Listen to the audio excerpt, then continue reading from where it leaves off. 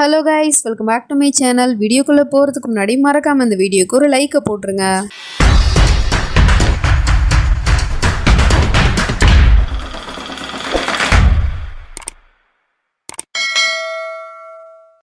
Last பார்ட்டில் ஹீரோயினியை வேலையை விட்டு தூக்கியிருப்பான். அதனால் அவளுமே ட்ரெஸ் எல்லாம் பேக் பண்ணிவிட்டு கிளம்ப போகிறா.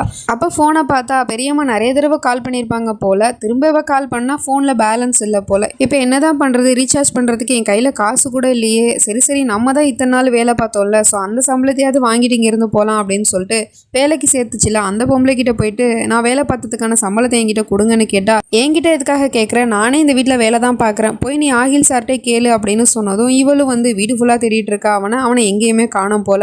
அதுக்கப்புறம் அவர் எங்கே அப்படின்னு கேட்டால், அட வெளியே பெரிய பிரச்சனை நடக்குது, நானே அங்கே தான் போயிட்டு இருக்கேன், நீ வேற சும்மா இருமா அப்படின்னு அந்த பொம்பளை புலம்பிட்டு போயிட்டு இருக்கு. அப்படி என்ன பிரச்சனையாக இருக்கும் அப்படின்னு சொல்லிட்டு இவளுமே போகிறா.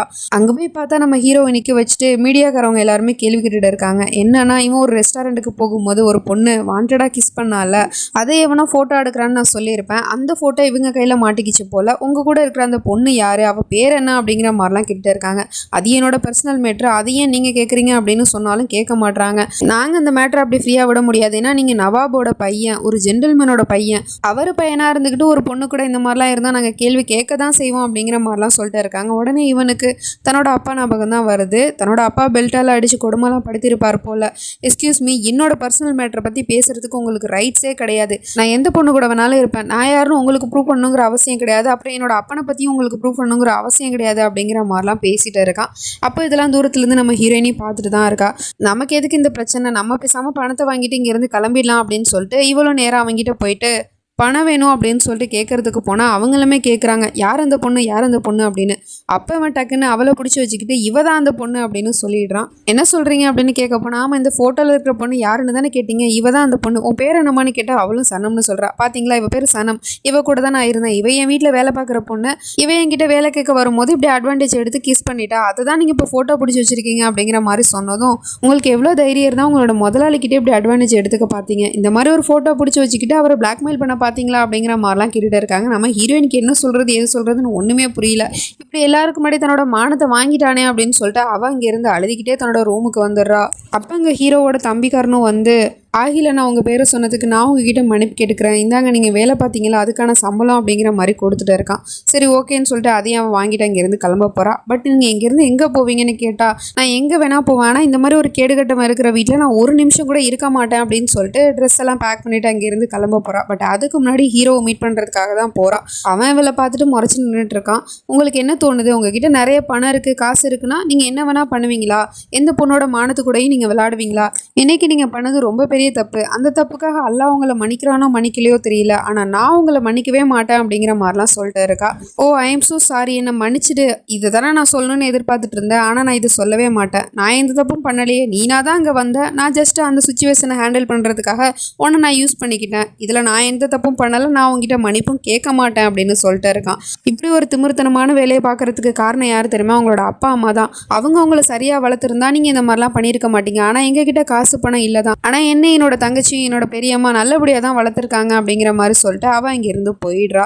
நம்ம ஹீரோக்கு அப்பாவை பற்றி பேசுனது கூட கவலை இல்லை, ஆனால் அம்மாவை பற்றி இப்படி ஒரு வார்த்தை சொல்லிட்டாலே, அம்மாவோட வளர்ப்பு தப்புன்னு சொல்லிட்டாலே, அவளுக்கு என்னை பற்றி என்ன தெரியும், அவளுக்கு நான் சரியான பாடத்தை கற்றுக் கொடுத்தே ஆகணும் அப்படின்னு சொல்லிட்டு கோவத்தோடு அங்கேருந்து போயிட்டு இருக்கான். ஃபர்ஸ்ட் டோர் ஓப்பன் பண்ணி பார்த்தா அவளை காணோம். அவள் அங்கேருந்து போயிட்டா போல.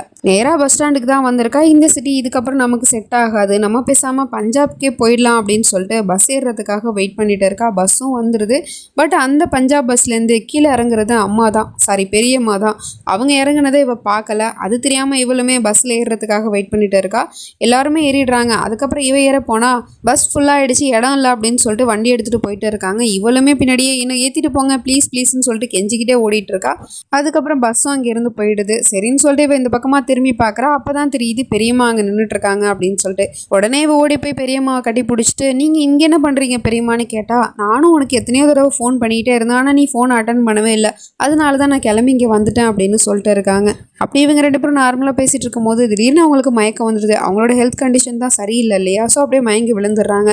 உடனே இவளும் பெரியம்மா என்னாச்சுன்னு கதறிட்டு அதுக்கப்புறமா ஹாஸ்பிட்டல் கூட்டிகிட்டு போயிடுறா. அங்கே போனால் டாக்டரும் செக் பண்ணி பார்த்துட்டு இவங்களுக்கு ஹார்ட் அட்டாக் வந்திருக்கு, உடனடியாக ஆப்ரேஷன் பண்ணி ஆகணும், 2 லட்சம் ஏற்பாடு பண்ணுங்க அப்படின்னு சொல்லிட்டு போயிடுறாங்க. 2 லட்சத்துக்கு இவ எங்கே போவா, இவளே வேலை தேடி தானே இந்த சிட்டிக்கு வந்தா, அதனால என்ன பண்ணுறதுன்னு தெரியாமல் முழிச்சிட்டு இருக்கும் போது அவளோட சுருக்கு பையில் ஒரு நெக்லஸ் இருக்குது. அந்த நெக்லஸை கொடுத்தது மாப்பிள்ளை வீட்டிலேருந்து பொண்ணு பார்க்க வந்தாங்கல்ல, அப்போ தான் மாமியாரும் கழுத்தில் போட்டு விட்டுருக்கோம். இப்போ அந்த நெக்லஸ் தான் இவகிட்ட இருக்குது. அல்ல ஒரு கதவை மூடனா இன்னொரு கதவை கண்டிப்பாக திறப்பான் அப்படின்னு சொல்லிட்டு அந்த பொண்ணுக்கிட்டேயுமே கேட்டுக்கிறா. எத்தனை மணிக்கு ஆப்ரேஷன்னு கேட்டால் 5 மணிக்குன்னு சொல்கிறா. இப்போ எத்தனை மணி ஆகுதுன்னு கேட்டால் 3 மணின்னு சொல்கிறா. அப்போ 2 மணி நேரம் டைம் இருக்குது. உடனே இவளும் பணத்தை ஏற்பாடு பண்ணுறதுக்காக அந்த நெக்லஸ் எடுத்துகிட்டு சேட்டு கடைக்கு போகிறா. அவர் அதை தேய்ச்சி பார்த்துட்டு இது பித்தளை மேடம், தங்கமெல்லாம் பூசியிருக்காங்க அப்படின்னு சொல்லிட்டு இருக்காங்க. அட பாவிங்களா, அதுலேயுமே ஃப்ராடு பண்ணியிருக்கீங்களாடா அப்படிங்கிற மாதிரி யோசிச்சுட்டு என்ன பண்ணுறது எது பண்ணுறதுனே தெரியாமல் நம்ம ஹீரோயினி காசும் ரெடி பண்ண முடியல, ஒன்றும் ரெடி பண்ண முடியல. பெரியம்மா பார்க்கறதுக்காக ஹாஸ்பிட்டலுக்கு வந்தால் அங்கே அவங்க செத்து போயிட்டாங்க அப்படிங்கிற மாதிரி முகத்தெல்லாம் மூடிட்டு இருக்காங்க. நம்ம ஹீரோயினி ஓண்டு ஒப்பாரி வச்சு அழுக ஆரம்பிச்சிடுறா. தன்னால் பெரியம்மாவை காப்பாற்ற முடியலையே அப்படின்னு சொல்லிட்டு அதுக்கப்புறமா அழுது முடிச்சுட்டு பெரியம்மாவை பார்க்கறதுக்காக வரா. அப்போ தான் பார்த்தா பெரியம்மா அந்த பக்கமாக ஒரு ஸ்ட்ரெச்சரில் தள்ளிட்டு வந்துட்டுருக்காங்க. இப்போ இது வேறு யாரோட பாடி, ஆப்ரேஷன் சக்ஸஸ்ஃபுல்லாக முடிஞ்சிருச்சு அப்படின்னு சொல்லிட்டு விட்டுட்டு போயிட்டுருக்காங்க. நம்ம ஹீரோயினுக்கு ஒன்றுமே புரியல, நம்ம தான் பணம் கட்டலையே, அப்படி எப்படி ஆப்ரேஷன் பண்ணியிருக்காங்க அப்படிங்கிற மாதிரி யோசிச்சுட்டு நேராக அந்த நர்ஸுக்கிட்டே போயிட்டு நன்றி சொல்லிட்டு இருக்கா.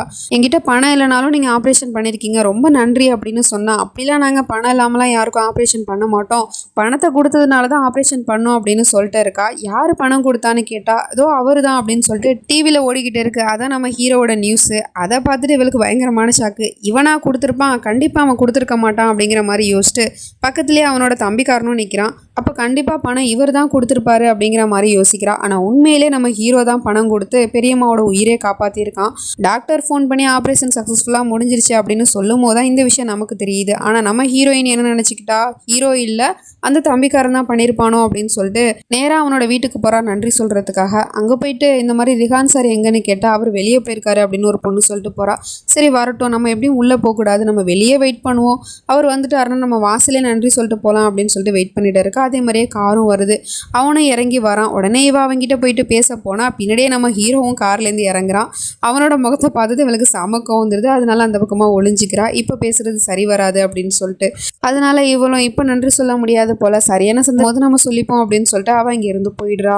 ஹாஸ்பிட்டல் போனால் டாக்டர் சொல்லிடுறாரு, இந்த மாதிரி ஆப்ரேஷன் சக்ஸஸ்ஃபுல்லாக முடிஞ்சிருச்சு, இப்போ நீங்கள் அவங்கள டிஸ்சார்ஜ் பண்ணி கூட்டிகிட்டு போகலாம், ஆனால் கம்ப்ளீட் ரெஸ்ட்டில் தான் இருக்கணும், இப்போ ட்ராவலிங் பண்ணுறது சுத்தமாக ஆகாது அப்படிங்கிற மாதிரி சொல்லிட்டு போயிடுறாரு. ஆனால் நம்ம ஹீரோயினி இப்போ இங்கேருந்து பஞ்சாப்க்கு போய் ஆகணும், ட்ராவலிங் வேறு பண்ணக்கூடாதுன்னு சொல்லிட்டாங்க. அப்போ போபாலில் தான் தங்குற மாதிரி இருக்குமோ, ஆனால் நான் எங்கே தங்குவேன் அப்படிங்கிற மாதிரி யோசிச்சே பெரியம்மாவை பார்க்கறதுக்காக போகிறா. அவங்க எல்லாமே ட்ரெஸ்லாம் எடுத்து பேக் பண்ணிட்டு இருக்காங்க. பெரியம்மா அவங்க உடம்பு நல்லா இருக்கான்னு கேட்டால் அவங்களும் நல்லா இருக்குன்னு சொல்கிறாங்க. என்னம்மா ஏதோ யோசிச்சுட்டு இருக்கே, என்ன பிரச்சனை அப்படின்னு கேட்டால், இல்லை பெரியம்மா அவங்க உடம்பு சரியாயிடுச்சு, ஆனால் அவங்கள ரெஸ்ட் எடுக்க சொல்கிறாங்க, கம்ப்ளீட் ரெஸ்ட்டில் இருக்கணுமா, இந்த மாதிரி நேரத்தில் ட்ராவலிங் பண்ணுறது ஆகவே கூடாதுன்னு சொல்கிறாங்க, இப்போ என்ன பண்ணுறதுன்னு தெரியல, அதான் யோசிச்சுட்டு இருக்கேன் அப்படின்னு சொல்லிட்டு இருக்கா. அதுக்கு என்ன, நீ தான் ஒரு வீட்டில் வேலை பார்க்குறல, பேசாமல் அங்கே போய் தங்கிடலாம் அப்படின்னு சொல்கிறாங்க. அதுக்கப்புறம் அவங்களே யோசிச்சு பார்த்துட்டு, ஆமாம் நீ வேலை பார்க்குற அதனால ஒன்றை வச்சுப்பாங்க, என்ன தங்குறதுக்கு எப்படி அலோவ் பண்ணுவாங்க, சரி பரவாயில்ல விடுமா, எனக்கும் போபால் தெரிஞ்ச ஊர் தான், நம்ம ஏதாவது அரேஞ்ச் பண்ணலாம் வா அப்படின்னு சொல்லிட்டு இவளை ஒரு இடத்துக்கு கூட்டிகிட்டு போயிட்டு இருக்காங்க, ஒரு வீட்டுக்கு தான். அந்த வீட்டுக்கு முன்னாடி நின்றுக்கிட்டு இந்த வீடு யாரோட வீடுன்னு உனக்கு ஞாபகம் இருக்கான்னு கேட்டால் அவள் தெரியலன்னு சொல்கிறா. இது உன்னோட அப்பாவோட வீடு தான் அப்படின்னு சொல்கிறாங்க. எனது அப்பாவோட வீடான்னு கேட்டால் ஆமாம்மா இது உன்னோட அப்பாவோட வீடு தான், ஆனால் இப்போ உன்னோட அப்பா வீட்டில் இருக்கிற யாருமே இங்கே இல்லை, ஏதோ அவங்க சொந்தக்காரவங்க தான் இங்கே இருக்கிறதா கேள்விப்பட்டேன், வா போகலாம் அப்படின்னு சொல்லிட்டு உள்ளே கூட்டிகிட்டு போனால் அதே மாதிரி அங்கே ஒரு சொந்தக்கார பொண்ணு தான் இருக்கா. அவகிட்ட போயிட்டு இந்த மாதிரி பேரெல்லாம் சொன்னதும், நீயாம்மா உன்னை பார்த்து ரொம்ப நாளாச்சு அப்படின்னு சொல்லிட்டு அவங்களும் நல்லபடியாக தான் வரவேற்று பேசுகிறாங்க. அதுக்கப்புறம் ஒரு ஹெல்ப் வேணும், அதனால தான் இங்கே வந்திருக்கோம் அப்படின்னு சொல்கிறாங்க. என்ன ஹெல்ப்னு கேட்டால், ஒரு 5 நாள் மட்டும் உங்கள் வீட்டில் தங்குறதுக்கு இடம் கொடுக்க முடியுமா, என் பொண்ணு இந்த ஊரில் தான் ஒரு பெரிய வீட்டில் வேலை பார்க்குறா, அவள் கண்டிப்பாக சம்பளம் வாங்கினதுக்கப்புறம் நாங்கள் தனியாக ஒரு வீடு பிடிச்சி போயிடுவோம், அதுக்காக தான் சொல்கிறேன் அப்படின்னு சொன்னதும் அவங்களும் சரி ஓகேங்கிறாங்க. ஆனால் இருந்தாலும் இங்கே ஒரு ரூம் தான் காலியாக இருக்குது, நீங்கள் பேசாமல் அந்த ரூமில் போய் தங்கிக்கோங்க அப்படின்னு சொன்னதும் இவங்களும் சரின்னு சொல்லிட்டு அந்த ரூமுக்கு வராங்க. அந்த ரூம் ஃபுல்லாகவே ஒரே தூசியாக இருக்குது, ரொம்ப நாளாக பூட்டி வச்சுருப்பாங்க போல். பெரியம்மா நீங்கள் இந்த ரூம்லேயே தங்க போகிறீங்க, உங்கள் ஹெல்த் கண்டிஷன் வேறு சரியில்லையே அப்படின்னு சொன்னால், பரவாயில்லம்மா அதெல்லாம் நான் பார்த்துக்கிறேன், அப்புறம் நீ தான் ஒரு வீட்டில் வேலை பார்க்குறல்ல, நீ வேலைக்கு டைம் ஆகிடுச்சு, இங்கே என்ன பண்ணிக்கிட்டு இருக்க, போ அப்படின்னு சொல்லிட்டு மகளை அனுப்பி வைக்கிறாங்க. ஆனால் நம்ம ஹீரோயினுக்கு வேலை போயிடுச்சு அப்படிங்கிற விஷயத்தை எப்படி சொல்கிறதுன்னு தெரியல. அதனால் இவளுமே திரும்ப அந்த வீட்டுக்கு போயிட்டு இருக்கா. எதுக்காகனா ரிஹான் கிட்ட நன்றி சொல்லணும்ல, அதுக்காக தான். அங்கே போனால் இந்த தடவை ரிஹானை பார்த்துறா. அவங்ககிட்ட போயிட்டு உங்ககிட்ட நான் நன்றி சொல்லலான்னு தான் இங்கே வந்தேன். நீங்கள் தான் என்னோட பெரியம்மாவோட உயிரே காப்பாற்றிருக்கீங்க, நல்ல நேரத்துக்கு வந்து பணம் கொடுத்து ஹெல்ப் பண்ணியிருக்கீங்க, அதுக்கு ரொம்ப நன்றி அப்படின்னு சொல்லிட்டு இருக்கா. ஆனால் அவன் வந்து ஆஹில் ப்ரோ அப்படின்னு சொல்லிட்டு ஆஹிலோட பேர் எடுத்தா அவனோட பேரை சொல்லாதீங்க, அவன் ரொம்ப மோசமானவன், எனக்கு ஒரு டவுட்டாக இருக்குது, எப்படி தான் அந்த மாதிரி ஒரு கேடு கட்டவனுக்கு இப்படி ஒரு நல்ல தம்பியான்னு கேட்டுட்டு திட்டிட்டு இருக்கா. அப்போ தான் கரெக்டாக நம்ம ஹீரோவுமே அந்த இடத்துக்கு வந்து என்ட்ரி கொடுத்துட்டு இருக்கான். நீ அவனோட முகத்தை நான் பார்க்கவே விரும்பலை அப்படின்னு சொல்லிட்டு இருக்கா. அப்புறம் எதுக்கு என் வீட்டுக்கு வந்தேன்னு கேட்டால் ஆமாம் நான் நன்றி சொல்கிறதுக்காக தான் வந்தேன் உங்கள் தம்பிக்கு அப்படின்னு சொல்லிட்டு அவள் சொன்னா. அப்போ தான் தம்பிக்காரனும் உண்மையை சொல்கிறான். உண்மையிலே நான் உங்கள் பெரியம்மாவுக்கு ஒன்றும் பில் பே பண்ணலை, அந்த பணத்தை பே பண்ணது ஆஹில் ப்ரோ தான், நீங்கள் நன்றி சொல்லணும்னு விருப்பப்பட்டா அதை இவருக்கு சொல்லுங்கள் அப்படிங்கிற மாதிரி சொல்லிட்டு அங்கேருந்து போயிடுறான். நம்ம ஹீரோயினுக்கு ஒன்றுமே புரியல. எனது நீங்களா எங்கள் பெரியம்மாவுக்கு ஹெல்ப் பண்ணீங்க, பணம் கொடுத்து நீங்களா ஹெல்ப் பண்ணீங்கன்னு திரும்ப திரும்ப கேட்குறா. அவனும் ஆமான்னு சொல்கிறான். ஆனால் எனக்கு சுத்தமாக உங்கள் மேலே நம்பிக்கையே வரல, நீங்கள் என்னோட தாபாவை எரிச்சிருக்கீங்க, அப்புறம் ஒரு பொண்ணு கூட கொஞ்சம் கசமுசா பண்ணிட்டு இருந்தீங்க, அப்புறம் என் பேரை கெடுத்தீங்க, இப்படி ஒரு கேடு கெட்டவனாக இருந்துட்டு எப்படி என் பெரியம்மாவுக்கு உதவி செஞ்சீங்க அப்படின்னு சொல்லிட்டு டேரெக்டாகவே அவன் முன்னாடி பேசிகிட்டு இருக்கா. அதுக்கப்புறம் எனிவே என்னதான் இருந்தாலும் நீங்கள் என்னோட பெரியம்மாவோட உயிரை காப்பாற்றிருக்கீங்க, அதுக்கு ரொம்ப நன்றி அப்படின்னு சொல்லிட்டு இருக்கா. வெயிட் நான் உங்ககிட்ட இந்த நன்றியெல்லாம் ஒன்றும் எதிர்பார்க்கல, எனக்கு தேவையானது வேற ஒன்று. இந்த ஆஹில் ரஸா இப்ராஹிம் எதுவுமே பண்ணுறதுக்கு முன்னாடி ஒரு காரணம் இல்லாமல் பண்ண மாட்டான். இப்போ நான் உன்னோட பெரியம்மாவோட உயிரை காப்பாற்றுறதுக்கு பின்னாடியும் ஒரு காரணம் இருக்குது அப்படின்னு சொல்கிறான். என்னன்னு கேட்டால் எனக்கு நீ நன்றிலாம் சொல்லணும்னு ஒன்றும் அவசியம் இல்லை அப்படின்னு சொல்கிறான். அப்போ உங்களுக்கு நீங்கள் கொடுத்த பணத்தை திருப்பி கொடுக்கணும், அவ்வளோதானே, கண்டிப்பாக எனக்கு ஒரு நல்ல வேலை கிடச்சிச்சின்னா நான் கண்டிப்பாக உங்கள் பணத்தை திருப்பி கொடுத்துருவேன் அப்படின்னு சொல்லிட்டு இருக்கா.